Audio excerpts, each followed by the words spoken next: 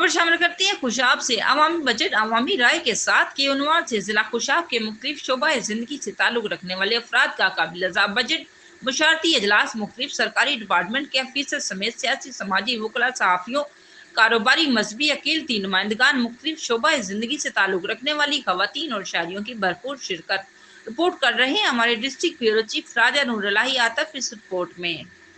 عوامی بجٹ عوامی رائے کے ساتھ کے عنوان سے ضلع خوشاب کے مختلف شعبہ زندگی سے تعلق رکھنے والے افراد کا قبل از بجٹ مشاورتی اجلاس مختلف سرکاری ڈپارٹمنٹس کے افیسر سمیت سیاسی سماجی وکلاء صحافیوں کاروباری مذہبی اقلیتی نمائندگان مختلف شعبہ زندگی سے تعلق رکھنے والی خواتین اور شہریوں کی بھرپور شرکت سی پی ڈی آئی کے زیر اہتمام شہر این جی او اور گلیر کے تعاون سے منعقدہ اس اجلاس سے ex deputy director college district Khushab professor Tanveer Qureshi social welfare officer Khushab Huma Aziz Raja ex member district council advocate Malik Abdul Rahman Aman صدر district bar association Khushab advocate Malik Tahir Aman P R O district office Khushab Rana Abdul Jabbar مسیحی و اقلیتی برادری کے شہزاد بلوچ جات اور دیگر مقررین نے اس موقع پر بجٹ کے حوالے سے اپنی اپنی آراء و تجاویز کا اظہار کیا۔ بجٹ سازی سے قبل ایسے مشاورتی اجلاس کے انعقاد پر زور دیا گیا۔